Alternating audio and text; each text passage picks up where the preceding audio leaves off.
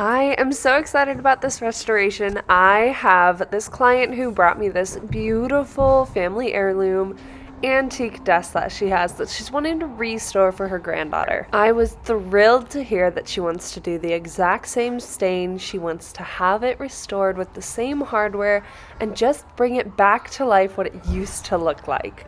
For this tutorial, I am going to be showing you a lot of tips and tricks, and this is actually a really great beginner-friendly restoration where you're just doing the basics, but still getting a really high-quality finish that I am really stoked about. Let's get started on refinishing this piece, but first we need to prep it for sanding.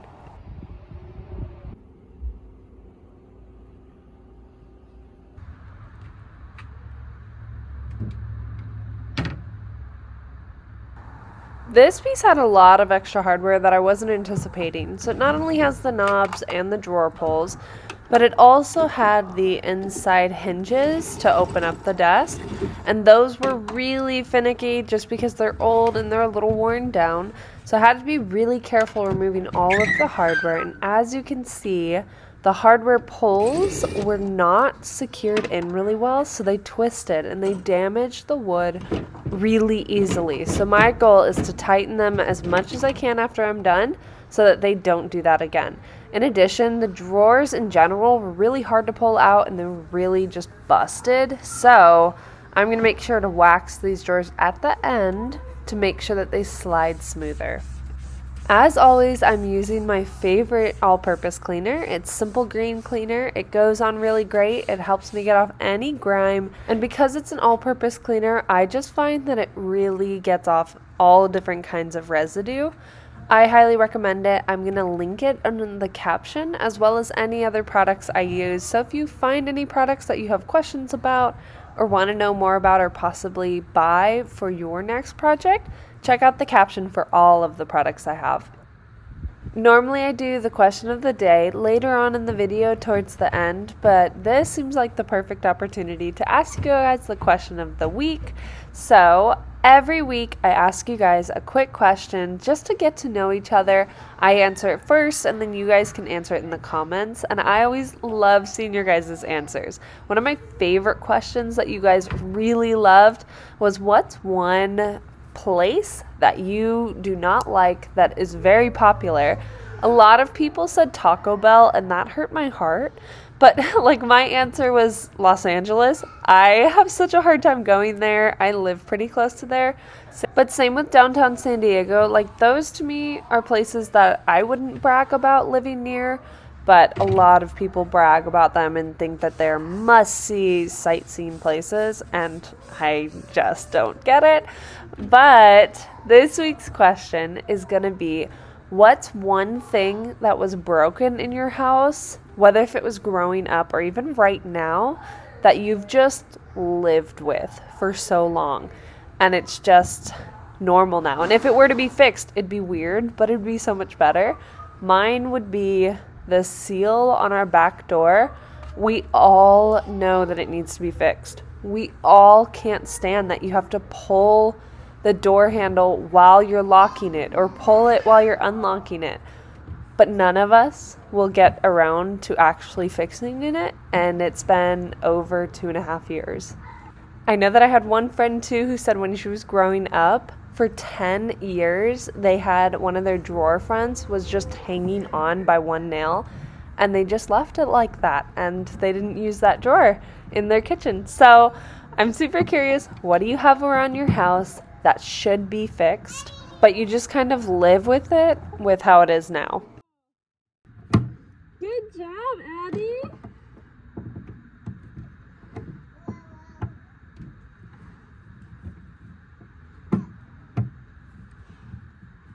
Wow. I didn't think I would dread the hardware as much as it was. It was really difficult to get most of those screws out, and so that was a pain. So I was really relieved when all of it was done. And my daughter is the biggest cheerleader. It's not often that she gets to watch me work, but when she does, she gets super excited, super invested, and she really, really wants to use the power tools. Mommy did it.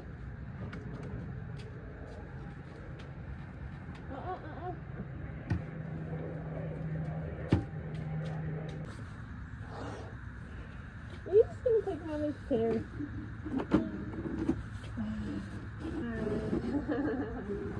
Okay, now that everything is cleaned and all of the hardware is removed, we are going to get started on sanding. There are a couple of different sanders that I highly recommend, but my go-to has always been my orbital sander. I think it works the most consistent. It is heavy duty. I really enjoy the cordless one because then I can move around my driveway wherever is needed. I linked my DeWalt one that I love and use, and the battery lasts me so long. So I linked the sander that I use as well as some sandpaper in the product list. Highly, highly recommend this sander. It is a big investment. It's about $200 for the battery, the sander itself, and a bag to go with it. But highly, highly, highly, highly recommend the cordless one, you guys. It has saved me so much time and so much extra unneeded stress.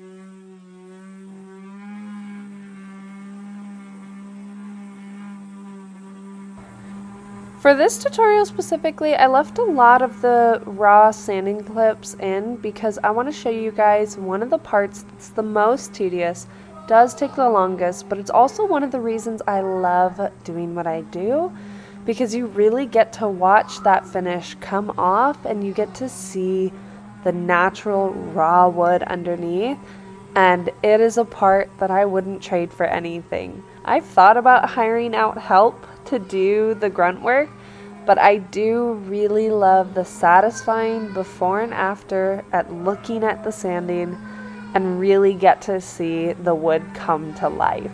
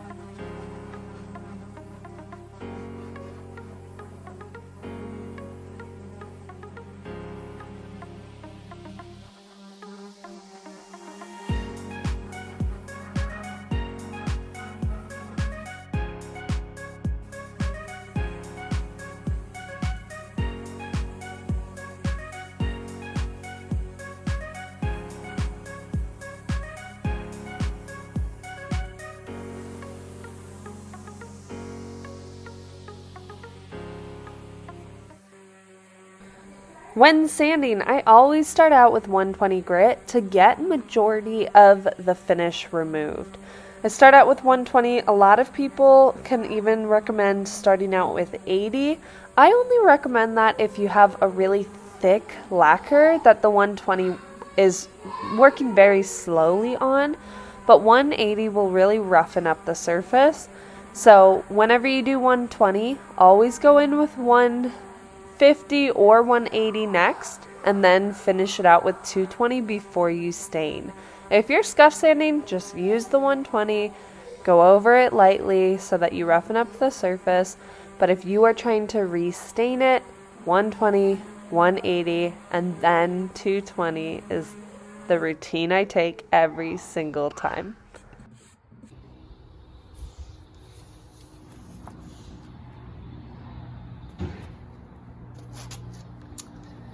Okay, so we're gonna talk about this blotchiness. So as you can see, this whole section has a really blotchy stain that's still in there. And so I don't want to add stain over this because then it'll just add to the blotchiness. So this is after sanding with 120. I can't explain the science behind it, but I will explain what you need to do. You're gonna use 150 grit and then you're gonna go to 220, and that'll help remove the blotchiness but also even out the wood grain so that the stain will absorb better as well. So I'm gonna go in with 150 and I'll show you what that looks like.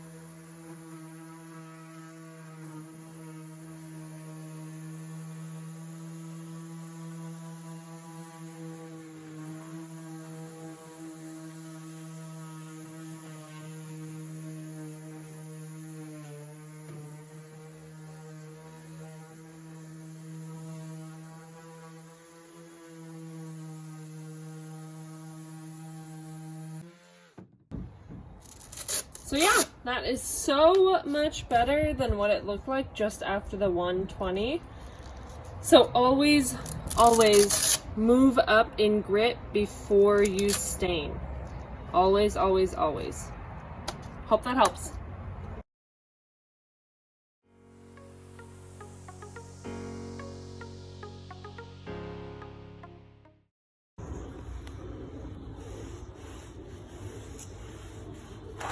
Next is a really crucial part before you apply your stain. You need to wipe down any dust that the sanding left. I always prefer my microfiber cloths because those help me out a lot. They're just really great. I don't even know why I need to sell you microfiber cloths, but they're really great. Check them out if you want. Another great cheap option are just wet paper towels, honestly. That helps really attract all of the dust that you need to get rid of, and then you can apply your stain.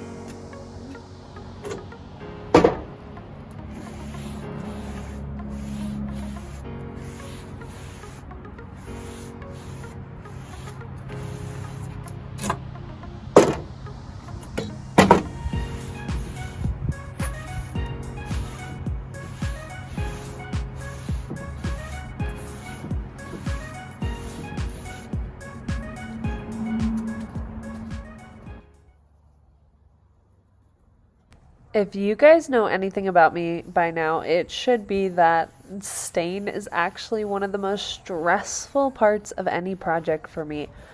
I don't know why, I cannot get stain to look consistent on pieces, even though I follow all of the same steps that my other furniture flipping friends do. It drives me nuts. So this piece, I was really hesitant to apply the stain, but I am super happy with how it all turned out. And I do think that the 150 then the 220 grit was a huge game changer, and this was the first time that I tried it and got to see it actually play out really well. So let's talk about stain. After removing all of the dust, I grabbed one of my microfiber cloths. I dipped it in some dark walnut stain by Varathane. I have been obsessed with this color. I think it is just so rich and it is really pretty. So I applied it on all of the areas that I needed to, and I let it soak for about 5 minutes before wiping off any excess. I don't know if you guys know about stain, but stain actually absorbs into the wood. So if you do multiple coats, if it has already absorbed into the wood as much as it can, that stain's just going to sit on top and it's going to be gunky, sticky, and it's never going to go away because it can't absorb into anything. So you always want to make sure to wipe off any excess because it won't go anywhere otherwise. And I'm going to be completely honest, for my first couple of months of refinishing furniture, I didn't know that. I thought adding more coats of stain would just make the color richer and darker, but that's not true. It's not going to change the color very much at all. What it's actually going to do is it's just going to pile on more stain and create a gunkier, stickier finish. So make sure you wipe off your excess, read the can for each brand to see how long they recommend.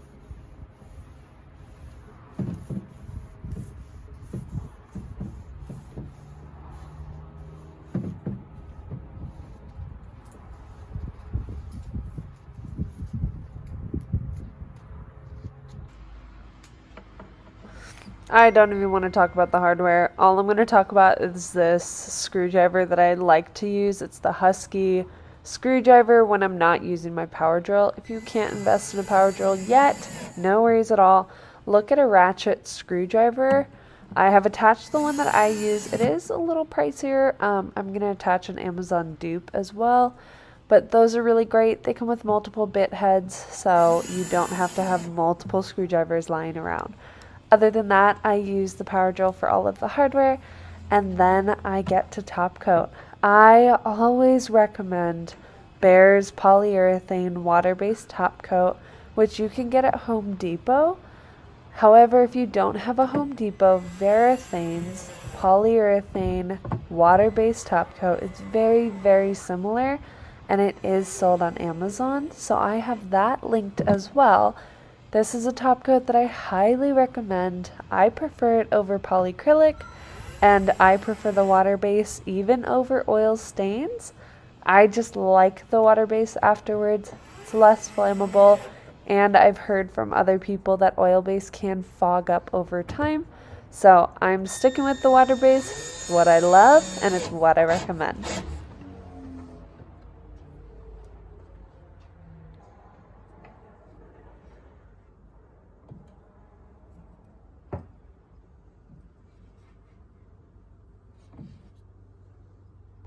This is one of the projects that I really rarely use the paint sprayer for, but when using a paint sprayer, keep it the same distance from your piece and always overlap your spraying 50% to get the most smooth finish.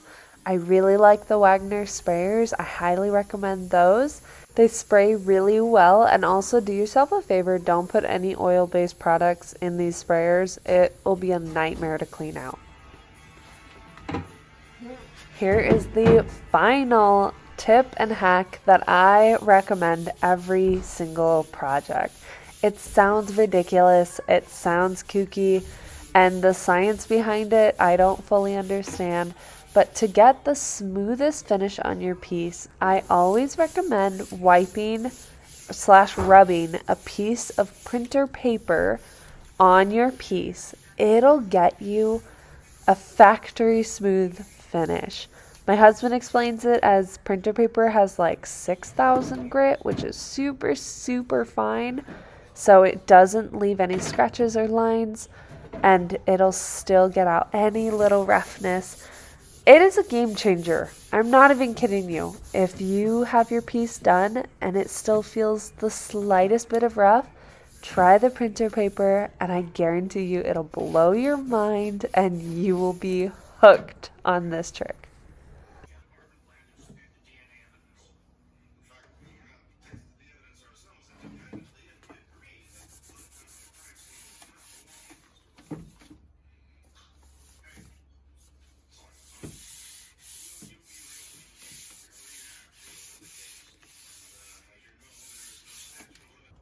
Okay guys, I'm just putting on the hardware last and I'm gonna wax the drawers. I just want to say thank you guys so much for watching these videos. I have spent the last year almost hustling on YouTube and trying to get out as much content as I can, being a full-time mom, doing this part-time. I just really appreciate you guys being here and helping me get closer to my goal. I am almost monetized on YouTube. I'm super, super excited for when that does come. It'll be a whole year where the work was really worth it. So I really appreciate any likes, any comments, and if you guys could subscribe for more of my future videos, I cannot wait to keep sharing all of my tips, all of my tricks, and all of the products I recommend firsthand.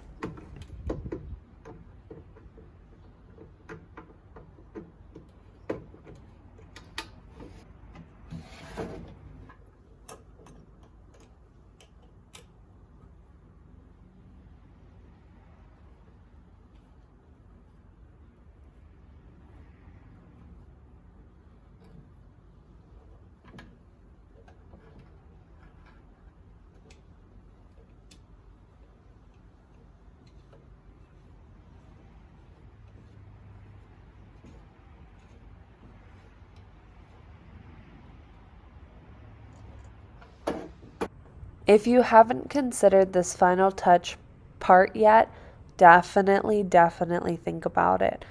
I always like to apply Howard's wood wax to the insides of my drawers. There are so many different wood waxes that you can get, or finishing oils that you can get, but doing it to the inside of your drawers really revives them and it seals them for any future use because they can dry out and crack and lead to long-term issues. So always wax the insides and sides as well as the drawer slides. That's going to help your drawers last so much longer.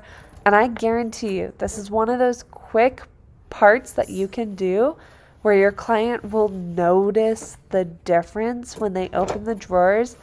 It'll feel like a new piece and not the old family heirloom that they've had sitting in their house for 50 years.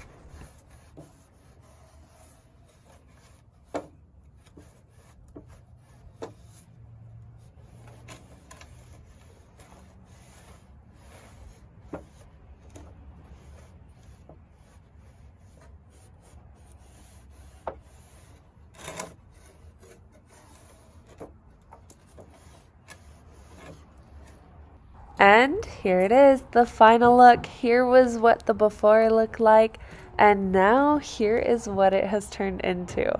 I am so incredibly happy with the result. For the hardware, I just soaked them in Barkeeper's Friends, scrubbed them with steel wool, and they came out gorgeous. My client could barely recognize her own desk because she was so used to the worn down, damaged old piece that she had sitting around her house, and now it looks fresh, it looks alive again, and it looks like it's going to be used for so many more generations below her granddaughter. and I'm so incredibly happy with how it turned out. Just look at the difference from the top. That was the before, and here's the after. It is a wild difference, and it really is night and day. Here are the sides as well.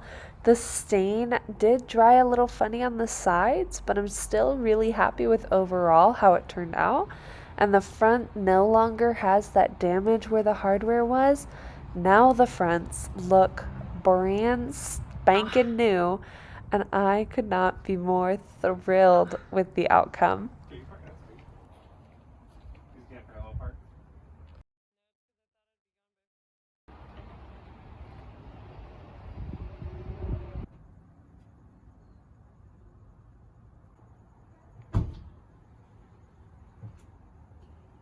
So there you have it, one of my favorite restorations to date.